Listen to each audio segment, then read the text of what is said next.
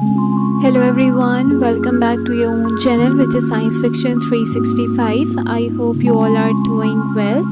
Today we are going to start a new chapter in class 9th. Name of the chapter is Cells and Tissues. Initially we are going to cover microscope and emergence of cell theory. We are going to discuss light microscope, electron microscope. Then we are going to discuss about cellular structure and function. Then the third one is cell and its shape, size. And then we will discuss active and passive transport of matter. Then tissues we are going to discuss. So this is basically this topic, and this chapter is very important as the whole biology is depend on cell, as all living organisms, plants, animals, they are made up of cells. Now you can see in this picture that there are different types of cells. You can see smooth muscle cells which are found in the stomach, as well as they are found in intestine. You can see blood is also a type of a tissue which is connective tissue. You can see nervous tissues. So these all tissues are basically the combination of cell. When cells combine together, they form tissues. So let's start microscope and emergence of cell theory. Now what is microscope? You must have studies in different levels and classes that microscope is basically a laboratory instrument used to examine objects that are too small which you are unable to see from your naked eyes. Now cell can only be visible when we see them from microscope. So a small discussion is given on discovery of microscope. So let's start. Initially, Zacharias Janssen believed to be the first investigator to invent compound microscope. He invented that it was just a simple tube with lenses at the both end. I have also drawn a picture on the slide so you can easily see that they have lenses on the both end, and they have a magnification range which was from 3x to 9x. For example, our object, this one is the smallest object, the green one which I have written. This is a very small object, but after seeing this from a simple tube, its magnification ranges from 3x to 9x. Now, in compound microscope, more than one lenses are found. So Zacharias Janssen was the first one to investigate about this compound microscope with the lenses at the both end, and its magnification power ranges from 3x to 9x. Moving further, Robert Hooke discovered cell first, and he had improved his version of the compound microscope to observe living organism. So Zacharias Janssen investigate, but Robert Hooke discovered and given some improved version of the compound microscope to see the living organism more clearly. Now, why microscope is designed? Basically, microscopes are instruments designed to produce magnified visual or photographic images of objects which are too small that we cannot see from our naked eye. Now, dear students, there are two parameters especially important in microscopy. What is microscopy? Microscopy is basically a technical field of using microscope to see samples which are very small and cannot be seen from our naked eye. So the two parameters which we are going to study is magnification and resolution.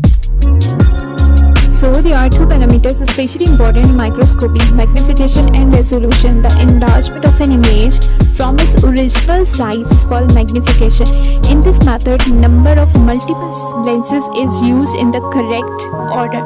Now you can see I have written with a purple pen that this is a small dot, but when we are going to see it from microscope, its magnification become more large and we are going to see it in a bigger size. Next is resolution. Basically, resolution is defined as the smallest distance between 2 points of a specimen. Now you can see I have written with this purple pen that this is the smallest dot, and there is a distance between these two dots. So we can see the distance clearly between these two dots with the help of resolution. So what is the use of resolution? That it helps to measure the clarity of an object. Besides magnification, resolution is also very important because resolution helps to help us to use the clarity of an object. Now let me tell you one thing: if a microscope have high magnification but low resolution, then you will get a bigger version but with a blurry image. So resolution is important side by side with magnification. Now there are two types of microscope: light microscope and electron microscope. In a light microscope, only visible light passes through the specimen to see object. That's why it is called as light microscope. Now what is a specimen? The object which you are seeing from microscope is called as a specimen. Now there are two parts of microscope. The first part is called as eyepiece, from which you will see, and the second part is called as objective piece, where the specimen is usually kept. And basically the light is used as illuminator in this light microscope. Now you can either see the specimen directly, or you can take photograph of an image through a microscope. The photograph taken from a microscope of a specimen is called as micrograph. Microscope can also be written as LM, and electron microscope can be written as EM as well. Now dear students, the magnification of light microscope depend upon eyepiece and objective lens. Now students, if you want to take magnification of microscope, then total magnification will be written as MT, and magnification of eye will be written as ME, and we are going to multiply magnification of eye with magnification of objective lens. So total magnification will be written as MT equals to magnification of eye ME multiplied by magnification of objective. Now magnification of eye is always fixed, which is 10x, while the objective magnification is always different. It can be 4x, it can be 10x, it can be 40x. Now over here the magnification of object is 4, so we are going to multiply. The total magnification will be 40. Now they have shared one example in your textbook. The first picture is of a Near cell, and the second picture is of unicellular organism, which is called as amoeba, and they are basically the photographs. The photograph taken from microscope is called as micrography. Dear students, their actual color is not this which you can see on the slide. Some colors or dyes are always added on the specimen so they can be clearly visible, otherwise they will be colorless. Now let's move to electron microscope. Electron microscope is another variety of microscope. Electron microscope differs from light microscope in many aspects. Actually, they produce an image of a specimen by using a beam of electron. In a light microscope, there was a beam of light, but over here there is a beam of electron. Electrons have a much shorter wavelength than visible light. And this electron microscope produce high resolution images as compared to light microscope. So up till now we have studied three differences. The first difference is that they produce a beam of electron. The second one is that they have a shorter wavelength, and the third one is that they produce higher resolution. And basically electron microscope can be used to examine not just whole set but also the subcellular structure and compartment within the cell. Over here they have given two pictures which are taken from light microscope and electron microscope. These pictures are of Salmonella bacteria. In the first picture you can see the small purple dot. These are the bacteria which are responsible to cause typhoid. In the second picture, the one which is taken from electron microscope, you can see the proper clear structure of bacteria. So the picture taken from electron microscope are very clear because they have a good resolution, while the pictures taken from light microscope are not very clear.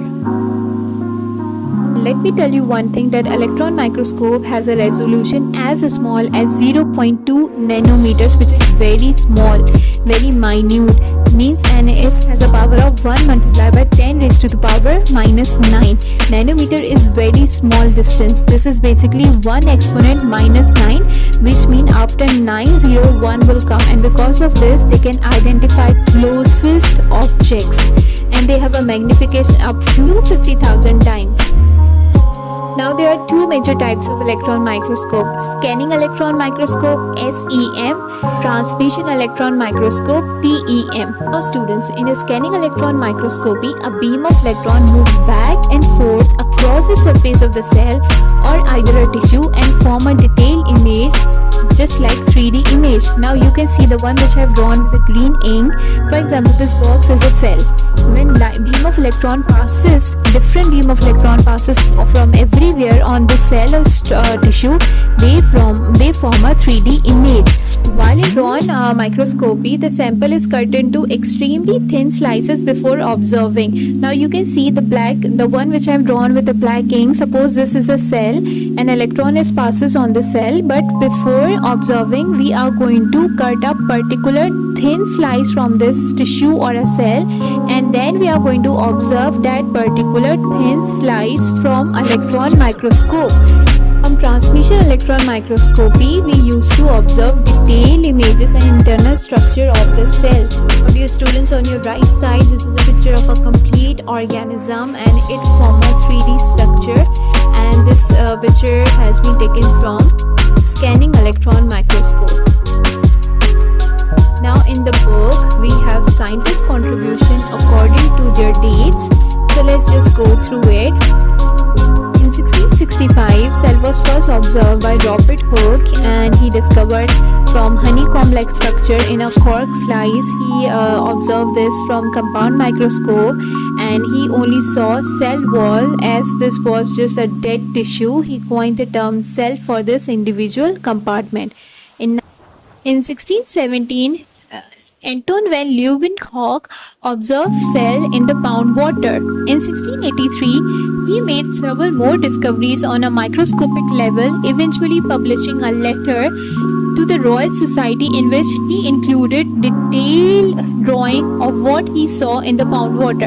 Among these was the first protozoas and bacteria discovered. In 1833, a center of the cell was seen by Robert Brown, an English botanist, discovered the nucleus in plant cell.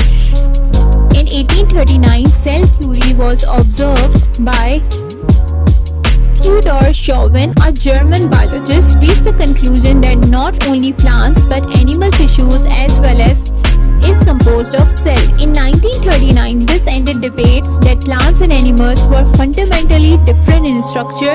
He also pulled together and organized previous attachment of cell into one theory. He said that cell are organism and all organism consist of more than one cell. The cell is the basic structure unit of all organisms.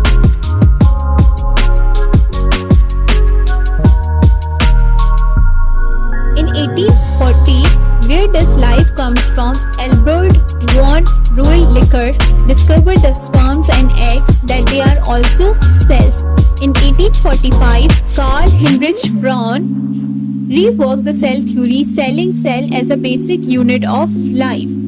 In 1855, third part to the cell theory were added by Rudolf Virchow, a German physician, pathologist, added that cell is not de novo structure. This translate mean that all cells develop only from the pre-existing cells.